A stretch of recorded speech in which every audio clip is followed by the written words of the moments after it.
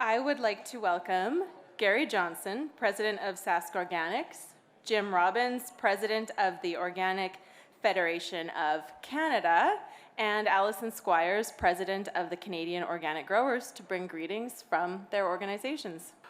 Just wanted to tell you a little bit about SaskOrganics and who we are and what we do. But before we get rolling here, I'd like to congratulate the team of Organics Connections for creating another dynamic event, providing a forum for learning and just getting together and sharing information. So thank you, congratulations. So who we are. Well, the most, oops, I guess I better get my slide, oh, there it is. Who we are. So the most important wording on this is that we are a farmer-led, membership-based organic industry association representing all certified organic operations in Saskatchewan.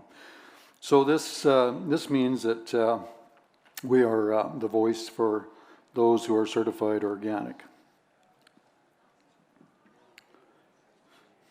Oops, I'm going backwards here.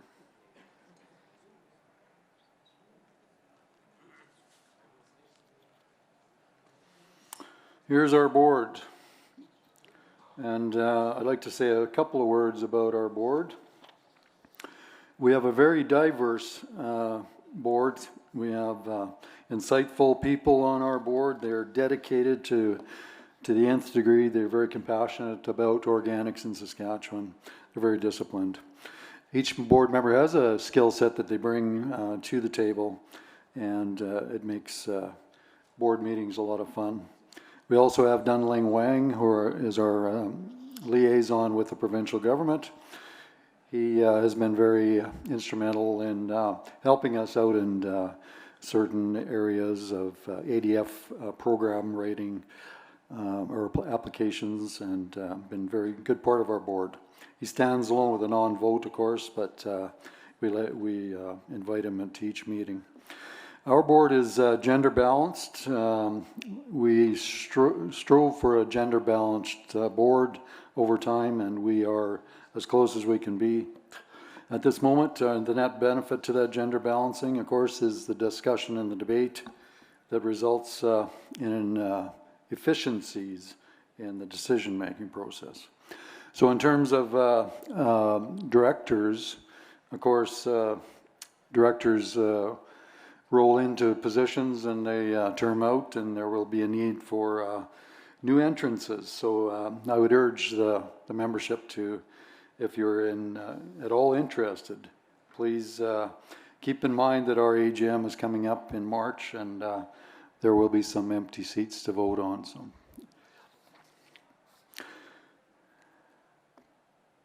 Our staff. Nobody knows these two ladies, do they? Or yeah, Marla spoke this morning about being grateful about certain things, and I must say that we are very grateful to have both Marla and Deb as our staff members. Who could imagine that we could have such dedicated, disciplined staff members, and they just do such a wonderful job. So again, we're most grateful. Thank you. So here's what we do, a little bit of what we do, education and knowledge transfer. It goes on to market development, and we also participate in the maintenance of Canada's National Organic Standard, which is coming up, I believe, Jim, in about 3 years. Starts now. Yeah, there you go. So we're a busy group.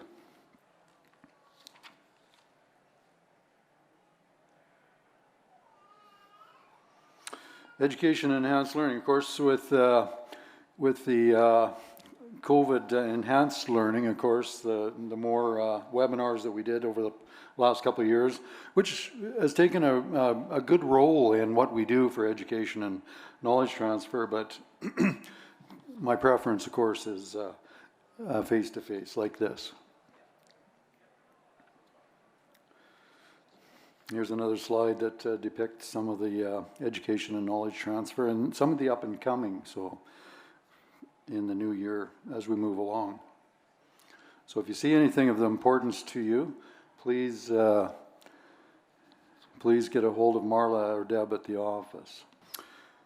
Education and knowledge transfer, I guess I'll keep talking while I have the chance. My personal preference, of course, is the field days, and that's where the rubber hits the road.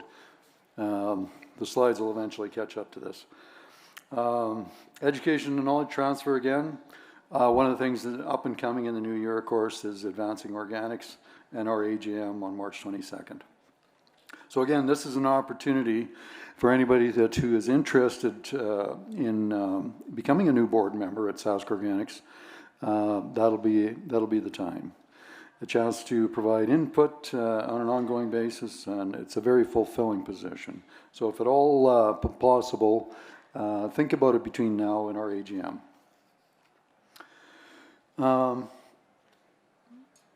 We're still a little behind. Education and knowledge transfer again. Our Abundance magazine, and a shout out to Jess Paul and her team for helping. I know there's a bigger team than that, but and if I haven't included your name in this presentation, please don't take it personally. We just it's all encompassing. Jess Paul and her team helped put together, it's been a fabulous venture, the Abundance magazine, and it goes right across Canada. Education and knowledge transfer again, transition to organic resources. There's also the transitioning to organics for those that are conventional operations or just want to get into organics. There's a certain transition period. We help with that. Up and coming events again, I think we're duplicating some of these. We've got GACP Roots to Success, Risk Management for Organic Growers, and again, of course, Advancing Organics Conference and Trade Show, and AGM. Promote research that reflects the needs for organic producers. Well, Saskatchewan Provincial Survey of Organic Agriculture Research Priorities, one of them's already been done and another one's in the works, I believe. Please participate because we are needing data on an ongoing basis, and that shows trends. It shows producer interest in a certain area, provides a roadmap for change. So please participate in these if you can. Promote research that reflects the needs of organic producers. Well, there's SaskOrganics has been instrumental in writing letters of support for organic science clusters. We're an industry partner and participate in the Agricultural Development Fund research projects, and the review process. So we're writing letters of support for that as well. Promote research that reflects the needs of organic producers. Well, the Adopt demonstration projects have been around for a while, and we've participated in those, of course, and there's been some real successes.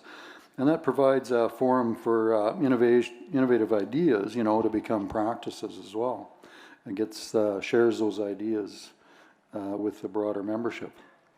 Market development, we got grain market webinars, we've got organic grain storage webinars, and again, those are up and coming. If you, some of them have been through the year, but the up and coming webinars, be sure to look at our website from time to time and be informed of what's coming. SaskOrganics is also a member of the Canadian Organic Trade Association, and we're a member of STEP program, which is the Saskatchewan Trade and Export Partnership. Both organizations are key organizations that can move organics steadily forwards. We're also in advocacy, take a role in advocacy for things like glyphosate contamination. There's a survey and a report that's available on our website. We've also collaborated a bit on a webinar with COTA, and now I'm not sure if that's complete or not, Allison, but we've also been instrumental and collaborative in writing letters to the Minister on behalf of the organic sector to do with glyphosate contamination. Advocacy, gene editing. Well, this is an important issue that everybody should be aware of.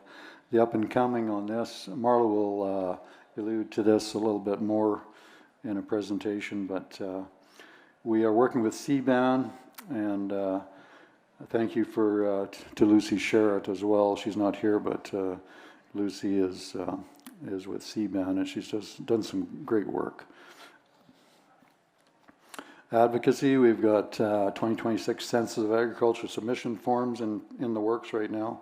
We're talking in terms of information input to fertilizer emissions, reducing the target of fertilizer 30% target that the federal government has put out, and we're consultating to that advocacy measure. Committees, SaskOrganics has quite a few committees on the go. We have the Awards Committee, the Communications Committee, Crop Insurance Committee is one I'd like to touch on that we do. I just talked to Arlen Frick a moment or two ago, and discussing maybe with Marla's prompt to meet in February, go over some issues with the organic crop insurance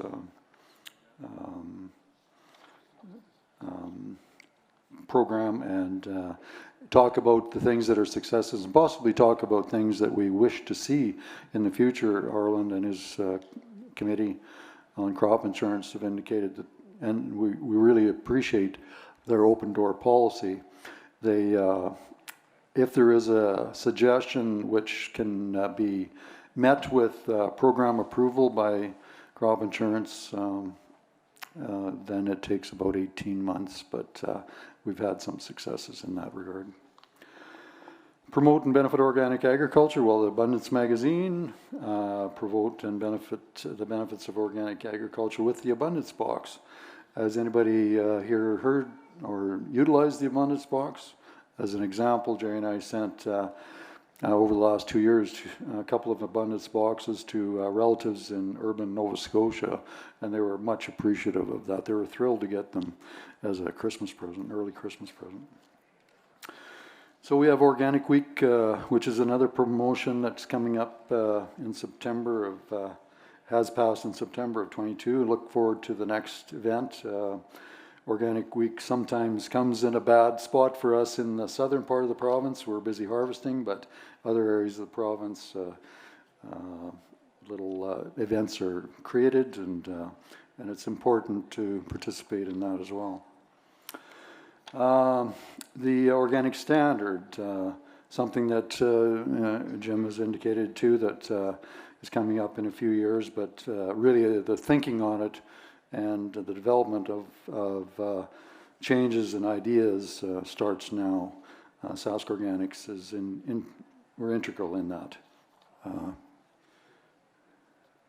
So voluntary organic checkoff. Well, this is something that happened a few years ago, and it's very, very helpful in our funding of the office, and on a continuous basis. If anyone out there has a company that you're dealing with, or is a company that is interested in becoming part of the organic checkoff, please get a hold of Marla at SaskOrganics.com. And time? Okay. I'll move this right along. We're just about out of time. Membership. Well, membership is free to all organic operators in the province, of course, and they have a voting with that free membership. The enhanced producer, if there is producers out there with a little extra jingle in their pocket and they want to make a donation to the fund of SaskOrganics to help us in our good work, please do that to become an enhanced producer, and it provides you with extra support from SaskOrganics, the perks, I should say, benefits, basic membership plus, free webinars, free classified ads, so something to keep in mind. Corporate membership, also, if there's any corporations out there that wish to donate to SaskOrganics and enhance our work that we do, please feel free to get a hold of Marla or Deb at the office. And a big thank you to our membership and our industry partners. We appreciate your support, and we look forward to the next production year. And thank you very much, and enjoy the conference. Hi, my name is Jim Robbins. I'm the president of the Organic Federation of Canada. I am SaskOrganics' representative on the board of the Organic Federation of Canada. Thank you very much.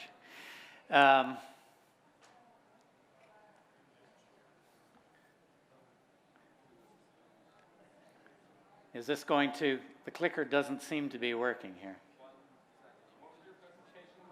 Jim Robbins, Organic Federation of Canada.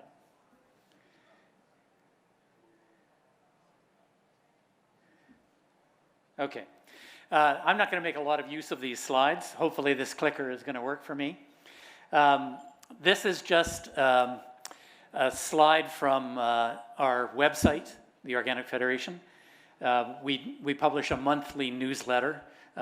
Just if you go to Organic Federation of Canada and click on it, you'll find these various items.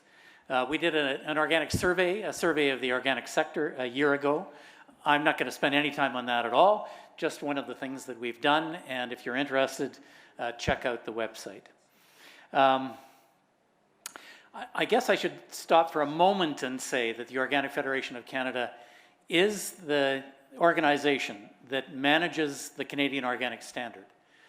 Every 5 years that has to be reviewed, and we're the organization in charge of that and in charge of finding the funds to do that, which is a challenge, a big challenge, and I'll return to that. We also have a committee called the Standards Interpretation Committee, and Allison serves on that committee. And what that committee does is it interprets the standards, because not everything is black and white, not everything is easy to understand, not everything applies easily to every circumstance. So we manage that committee, and we manage that from the institution of the Canadian Organic Standard. Oh yeah, Allison, you're on the picture here. There's all of the questions and answers that are given are posted on the website. If you're curious about something that seems puzzling to you about a standard, that's a site worth checking out. Now, the 2025 review. Every 5 years we have to review the Canadian Organic Standard.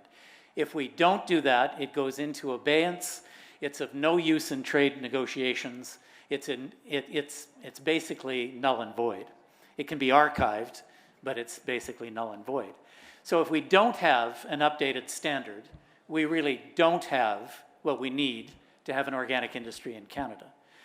So every 5 years we have to do this, and it isn't a huge expenditure. It's about $1 million every 5 years. All of our competitors, the European Union, the United States, they do this entirely with government funds. That's not the case here, and that's something that I want to get to a little bit later. That 2025 review, as Garry indicated, is, we're beginning the process already. The 2020 review, the one that we finished and published in 2020, we're having a look at that to see where the process can be improved and simplified and made more representative as well. The other thing we do, other than manage the organic standard, is we manage the organic science clusters. So we're performing the 3rd science cluster at the moment, and we're planning for and setting up for the 4th science cluster. We do this together with the Organic Agriculture Centre of Canada, based in Halifax, or Dalhousie, I guess, sorry, my apologies. And this is really the heart of the organic research that occurs in Canada. Now, organics is a very broad field. It's not just field crops, it's not just livestock, it's not just horticulture, it's all of those, and even wildcraft and apiculture. It's everything. So this science cluster of ours, which we manage, is about a $12 million endeavor over 5 years. And frankly, it could be much, much larger. There are other science clusters in Canada, the hog science cluster, the beef science cluster, the dairy. They just do one thing. They just do dairy, in the case of the dairy science cluster. We do dairy, hogs, beef, field crops, etc. We publish a magazine called Organic Science Canada. I think you'll see copies of it circulating here. This is the spring 2022 version. Not everything will be of interest to you because it's not always your kind of agriculture, but it is a good publication and well worth picking up, and you can get it online as well from the OFC website. Okay, here's what I really wanted to talk about. There are three national organizations, the Organic Federation of Canada, the Canadian Organic Growers, and COTA, Canadian Organic Trade Association. Because we have three national organizations, our voice in the past has been diffuse. So what those three organizations are doing at the moment is forming an alliance, the Canadian Organic Alliance. We want to attempt to talk to government with one voice. We want to be more effective in our communications, particularly with government. And I think long-term, there's a good prospect that our three national organizations will eventually become one. And that is for two primary purposes. One, to grow the organic industry in Canada much more effectively, and to be a much more effective voice for organics with both provincial and national governments, I guess, particularly in this case. That Canadian Organic Alliance is in process. We've signed a memorandum of understanding, and we're looking at funding mechanisms. One of the big weaknesses of organics in Canada is that we don't have a funding mechanism. That, coupled with the fact that government, the national government, whether it's conservative or liberal, doesn't take us seriously as an alternate method of conducting agriculture. So, as a consequence of not being taken seriously, we're sort of treated as a brand rather than a form of agriculture. When we need something key to us, the maintenance of the Canadian Organic Standard, the review and maintenance, we have to go cap in hand to government. They fit us into whatever program is available at the moment. It doesn't cover the entire cost. We have to fundraise in the industry. And as you will have noticed, there's no such thing as a mandatory organic checkoff, which would allow us to fund all of the things that we need to do in our industry. Advocacy, extension, research, education, maintaining our standard, trade relations, all of these things that we need to do to grow our industry. The Canadian Food Inspection Agency has funded the committee that I talked about earlier, the Standards Interpretation Committee. They've funded it from 2009 until now, but they recently announced that they're cutting back. I think we're getting half the funding this year that we had the year before, and they've announced that they're not funding it at all in 2023. Yeah, it's a terrible, terrible circumstance, and we hope through the mechanism of the Canadian Organic Alliance that we'll be able to have some effect on that kind of issue. When we turn to the science cluster, which is the second important thing that we manage for organics in Canada, the Canadian government announced that the next science cluster, the fourth one, will be funded 50-50, 50% by government, 50% by industry. It used to be 70-30, in the third science cluster, that's what it was.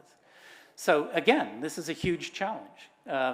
We have to fund a larger proportion of what we do, and it simply isn't helpful in the development of organics in Canada. So that's basically all I wanted to say, other than we are urging the Government of Canada to put in place a Canadian organic program, which would give our industry some of the benefits that the industry in the United States and the industry in Europe has. Some government support, not a lot. We're not asking for a lot. Some government support for producers, some government support for the growth of our industry. I believe it was just in COTA's presentation, it was mentioned that Quebec has a government which supports organics. What they have decided is if the Quebec public wants organic, wants to eat organic. It's the duty of the agriculture industry in Quebec to produce those goods, and it's the duty of the Quebec government to support that industry in meeting those needs. That's what we need from the Government of Canada, and that's what we're trying to do as a joint venture between CODA, the OFC, and COG. Thanks very much. Good afternoon, everyone. My name, as you heard earlier today, is Allison Squires, and I'm actually really excited to be up here today representing the Canadian organic growers at this conference. It's a big step. Actually, I don't think Canadian organic growers have ever been at this conference before, and it's been a dream of mine since attending my first Organic Connections back in 2012 to have them here. So I'm very, very honored to be standing up here representing them at their first venture out here. So, yay, thanks. So I just want to take you through a little bit of what COG is about, maybe reintroduce some of you to what COG is about, and hopefully you'll get to learn more about what we offer and maybe what we can do for you as well. When I joined the COG board back in 2018, I joined because I wanted to help make sure that the voice of the farmer is front and center when it comes to national policy discussions, as Jim so covered just a moment ago. These can directly impact our ability to produce organic food, and I wanted to make sure that the support was there for all organic producers across Canada to continue to grow and move the sector forward. So standing up here today, very happy to say that COG is partnering with our other organizations and also implementing programs on our own that are doing all of these things and more. So I'm just going to take you through some of the programs we have on offer.